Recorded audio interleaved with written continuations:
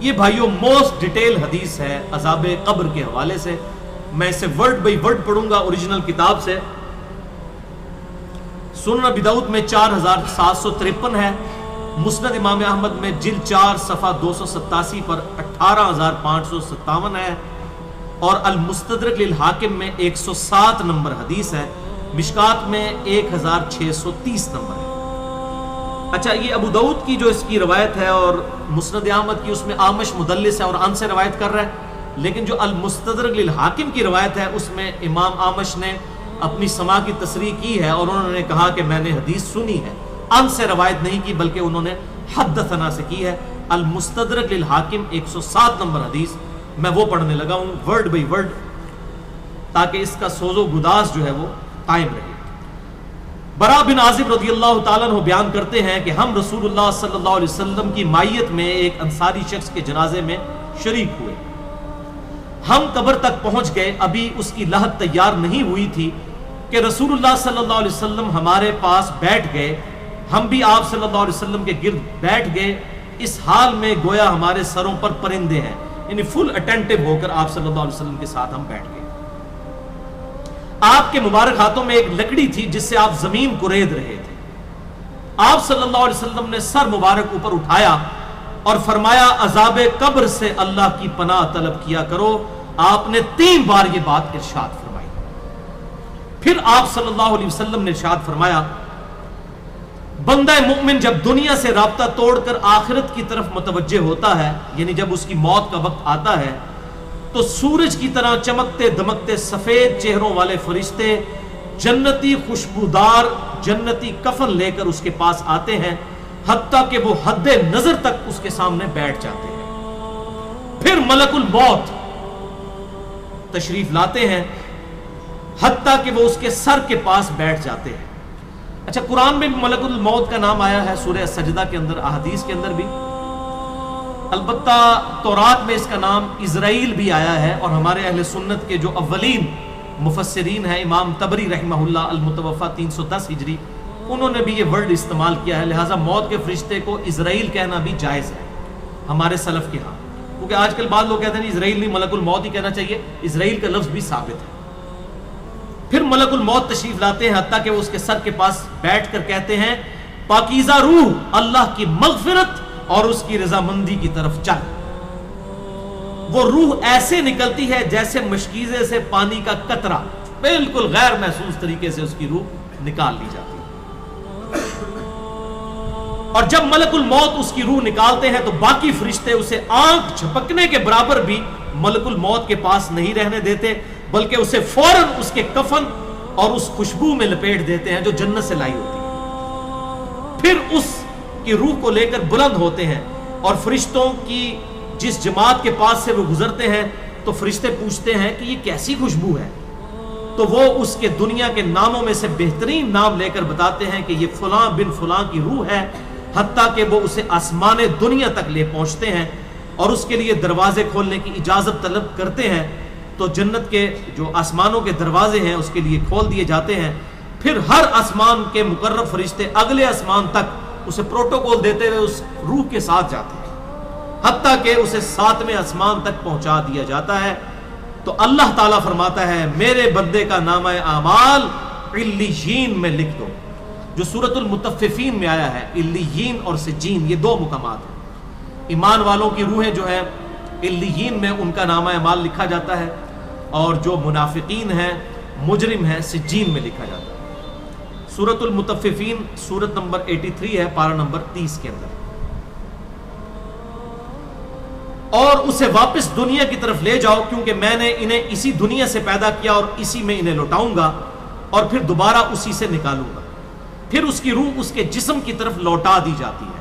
لیکن یہ لوٹنا دنیا کا سا لوٹنا نہیں ہوگا، یعنی وہ لوٹنے کے بعد یہ نہیں ہے کہ مردہ قبر میں کوئی بیٹھ جائے گا ہمیں نظر آئے گا.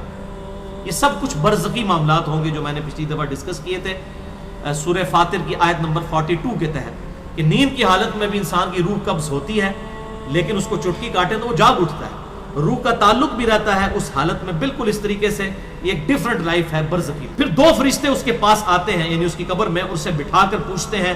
اب یہ وہ 4 سوال یہاں پر آ رہے ہیں اس ڈیٹیل حدیث میں.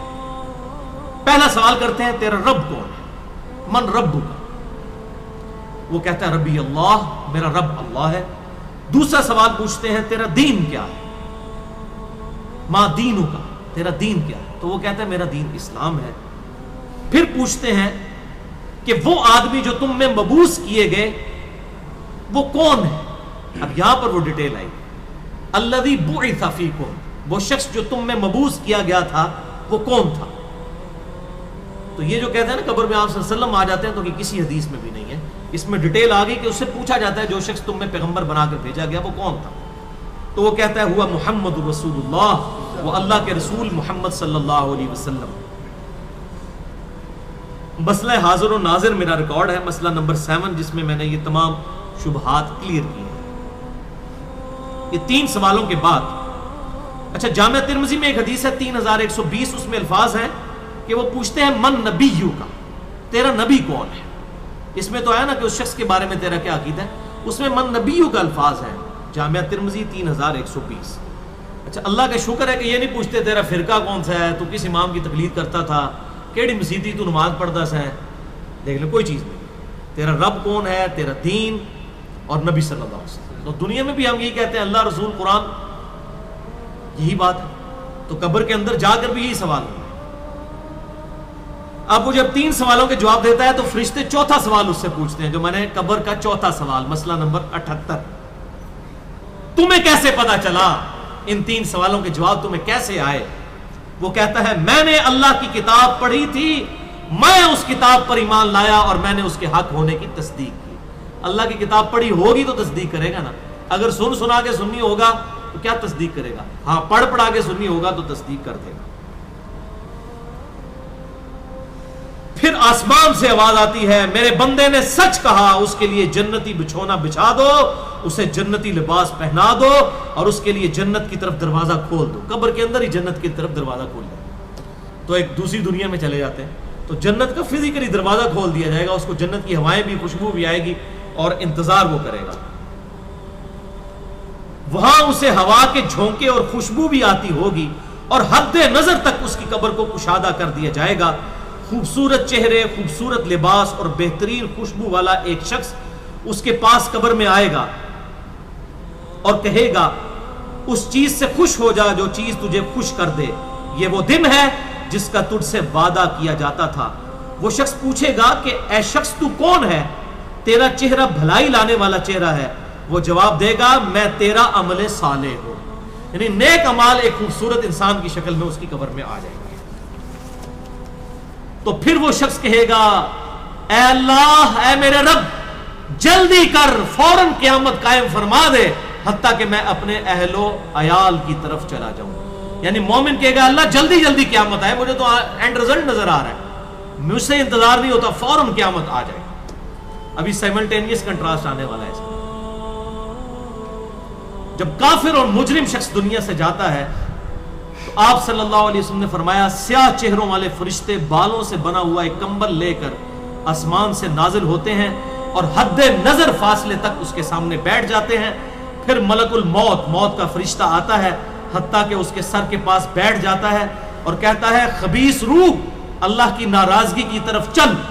वो रूह उसके जिस्म में फैल जाती है तो वो मलकुल मौत इस तरह उसे खींचता है जैसे लोहे की सलाख को गीले ऊन में से खींचा जाता है, करके गर्म सलाख जो है वो ऊनी कपड़े के अंदर, गीले के अंदर डाल के यूं खींची जाए ना तो उस तरह उसके पूरे जिस्म से उसकी रूह निकाली जाती है।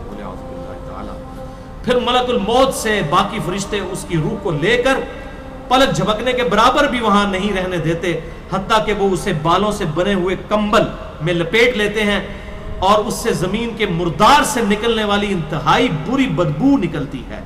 वो उसे लेकर ऊपर चढ़ते हैं तो वो फरिश्तों की जिस जमात के पास से गुजरते हैं तो फरिश्तों की जमातें कहती हैं कैसी खबीस रूह है। वो कहते हैं ये फलां बिन फलां की रूह है और वो उसकी दुनिया का इंतहाई कभी नाम लेकर बताते हैं, हत्ता कि उसे आसमानी दुनिया तक ले जाया जाता है। उसके लिए दरवाजे खोलने के लिए दरखास्त की जाती है तो आसमान के दरवाजे उसके लिए नहीं खोले जाते।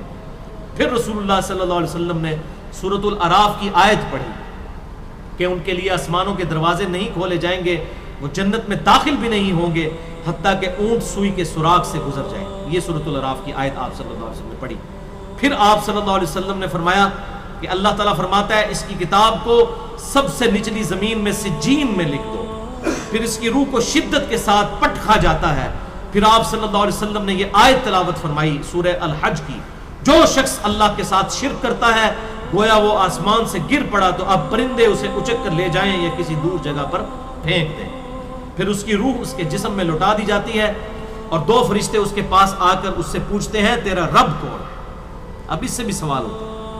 وہ حیرت زدہ ہو کر کہتا ہے ہائے افسوس, ہائے افسوس, میں نہیں جانتا, میں نہیں جانتا. پھر پوچھتے ہیں تیرا دین کیا ہے. وہ پھر حیرت زدہ ہو کر کہتا ہے ہائے افسوس, ہائے افسوس, میں نہیں جانتا, میں نہیں جانتا. پھر اس سے پوچھتے ہیں کہ جو شخص تم میں مبعوث کیے گئے وہ کون تھے. تو وہ کہتا ہے ہائے افسوس, میں نہیں جانتا, میں نہیں جانتا. پھر آسمان سے آواز آتی ہے اس نے جھوٹ بولا, اس کے لیے جہنم کا بچھونا بچھا دو. اور بخاری میں الفاظ ہیں 1374. اس کے جواب میں فرشتے پھر اس سے چوتھا سوال کیا کرتے ہیں, لا دریتا ولا تلیتا. اور تو نے خود پڑھ کر سمجھنے کی کوشش کیوں نہیں کی, یا جو لوگ سمجھے ہوئے لوگ تھے, کتاب و سنت کے منہج پر چلنے والے لوگ تھے, ان کے ساتھ تو کیوں نہیں چلا.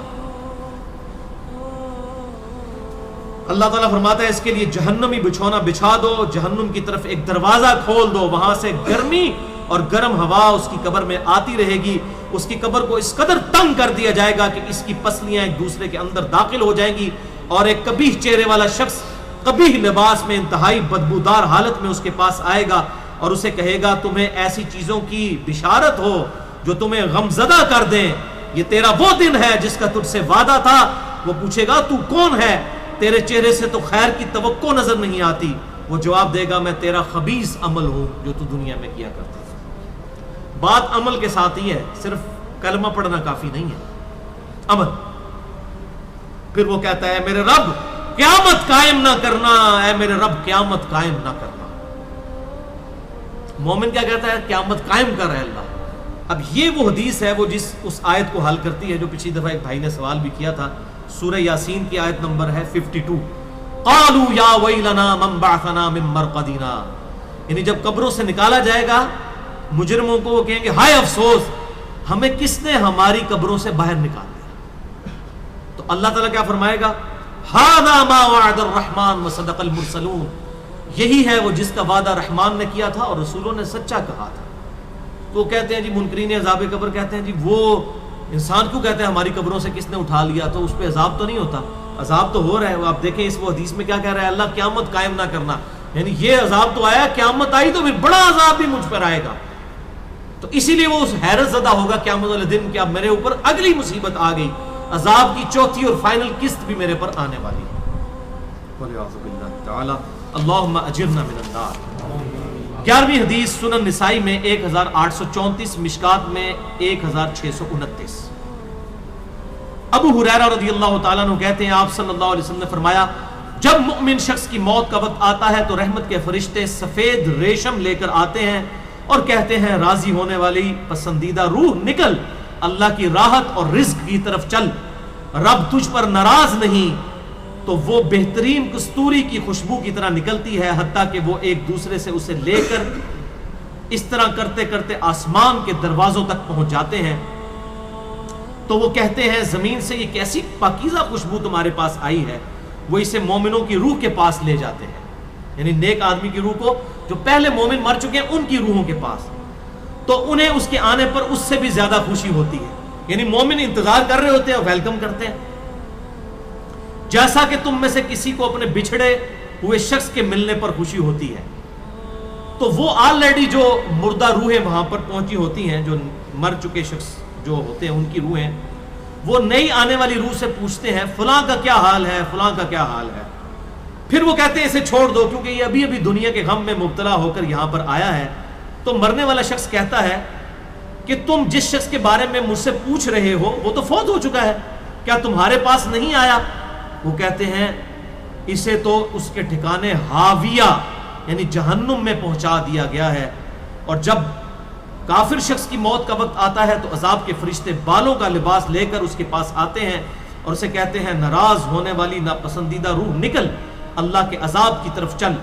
وہ مردار کی انتہائی بدبو کی صورت میں نکلتی ہے، حتیٰ کہ وہ اسے زمین کے دروازے کے پاس لے آتے ہیں تو وہ کہتے ہیں یہ کتنی بدبودار ہے، حتیٰ کہ اسے کافروں کی روح کے پاس ملا دیا جاتا ہے۔ اب دیکھیں کہ وہ مومن پوچھ رہے ہوتے ہیں، اب میں اس کو ٹرانسلیٹ کر رہا ہوں، برا نہیں منانا، وہ مومن کہتے ہیں کہ فلاں شخص کا کیا حال ہے، فلاں بزرگ، فلاں مولوی صاحب، فلاں حضرت صاحب کدھر ہے؟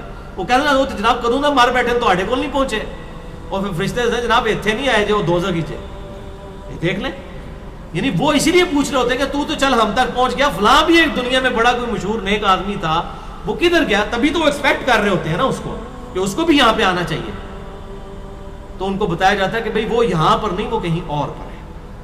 بولے اعوذ باللہ۔ 12ویں حدیث جامع ترمذی میں 1071 نمبر اور مشکات میں 130 نمبر ہے۔ سیدنا ابو ہریرہ کہتے ہیں نبی صلی اللہ علیہ وسلم نے فرمایا جب میت کو دفن کیا جاتا ہے تو 2 سیاہ فام نیلی آنکھوں والے فرشتے اس کے پاس آتے ہیں، ان میں سے ایک کو منکر اور دوسرے کو نکیر کہا جاتا ہے۔ سیاہ فام نیلی آنکھوں والے خطرناک شکل کے فرشتے منکر اور نکیر۔ پس وہ کہتے ہیں تم اس شخص کے بارے میں کیا کہا کرتے تھے، یعنی نبی صلی اللہ علیہ وسلم کے بارے میں سوال ہوتا ہے تو وہ کہتا ہے وہ اللہ کے بندے اور اس کے رسول ہیں، میں گواہی دیتا ہوں کہ اللہ کے سوا کوئی معبود نہیں اور محمد صلی اللہ علیہ وسلم اس کے بندے اور رسول ہیں۔ وہ دونوں فرشتے کہتے ہیں ہمیں پتا تھا تم یہی جواب دو گے۔ پھر اس کی قبر کو لمبائی اور چوڑائی میں 70 ہاتھ کشادہ کر دیا جاتا ہے، یہ 70 کہتے ہیں کثرت، حد نظر تک کشادہ کر دیا جاتا ہے۔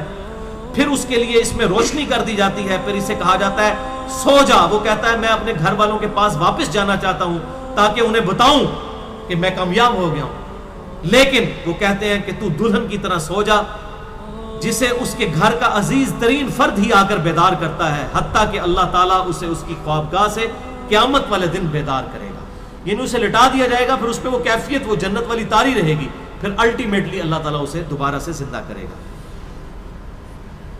اور اگر وہ منافق ہوا تو وہ کہے گا میں نے لوگوں کو ایک بات کہتے ہوئے سنا تو میں بھی ویسے ہی کہا کرتا تھا، انہیں مجھے نہیں پتا، اللہ کی وہ گواہی نہیں دے سکے گا، رسول اللہ صلی اللہ علیہ وسلم کا اقرار نہیں کر سکے گا، میں کچھ نہیں جانتا۔ وہ فرشتے کہیں گے ہمیں پتا تھا تم یہی کہو گے، پس زمین سے کہا جاتا ہے اس پر تنگ ہو جا، وہ اس پر تنگ ہو جاتی ہے حتیٰ کہ اس کی ہڈیاں اور پسلیاں ایک طرف کی دوسری طرف آ جاتی ہیں، یوں بولے اعوذ باللہ تعالی، اور اسے مسلسل عذاب ہوتا رہے گا حتیٰ کہ اللہ اسے خوابگاہ سے دوبارہ زندہ کرے گا، یعنی قیامت تک اس پر وہ اس حالت میں عذاب رہے گا، ہمیں نظر نہیں آئے گا۔ جیسے سویا ہوا شخص ایک ڈراؤنا خواب دیکھتا ہے وہ تکلیف محسوس کرتا ہے، پاس کھڑا شخص نہیں محسوس کر سکتا۔ اور سنن دارمی میں ایک حدیث ہے صحیح سند کے ساتھ، مشکات میں 134 نمبر ہے کہ آپ صلی اللہ علیہ وسلم نے فرمایا 99 اژدہے اس پر، 99 جو ہے خطرناک ڈینجرس قسم کے سانپ اس پر مسلط کر دیے جاتے ہیں جو قیامت تک اسے ڈستے رہتے ہیں، اور وہ اتنے خطرناک اژدہے ہیں آپ صلی اللہ علیہ وسلم نے فرمایا کہ اگر ان میں سے کوئی ایک بھی دنیا پر اپنی پھنکار پھینک دے تو دنیا کی زمین کا بھی سبزہ نہ ہوگا، ایسا زہر ہے ان کے اندر۔ اللہم اجرنا من النار، اللہم اجرنا من النار۔ یہ بھائیوں عذاب قبر کیمرے سے نہیں دیکھا جا سکتا، یہ اللہ تعالیٰ نے پردہ رکھا۔ 13ویں حدیث جامع ترمذی میں 2308، سنن ابن ماجہ میں 4267، مشکات میں 132۔ سیدنا عثمان غنی رضی اللہ تعالیٰ عنہ جب بھی کسی قبر کے پاس سے گزرتے تو اتنا روتے کہ ان کی داڑھی تر ہو جایا کرتی۔ ساتھیوں نے پوچھا حضرت جب دوزخ کا ذکر کرتے ہیں اس وقت تو آپ کی آنکھوں میں آنسو نہیں آتے، لیکن قبرستان آ کر آپ پر ایسی حالت کیوں طاری ہو جاتی ہے؟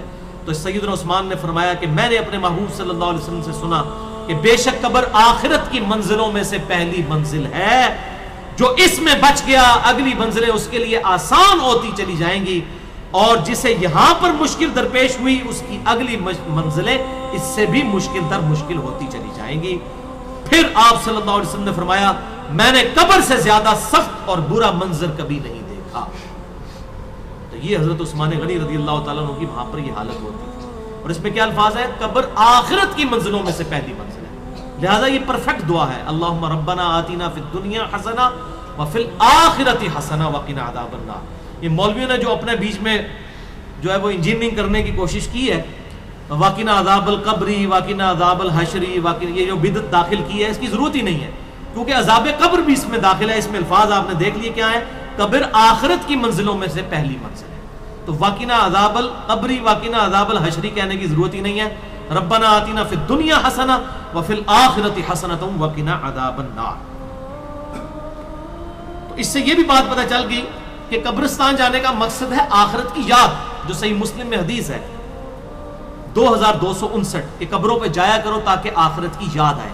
تو سیدنا عثمان بھی دیکھیں قبرستان جا کر وہاں پر آخرت کی یاد کے لیے جایا کرتے تھے، اور یہ حقیقت بات ہے، قبرستان جانے سے ہی انسان کا قبلہ درست ہوتا ہے۔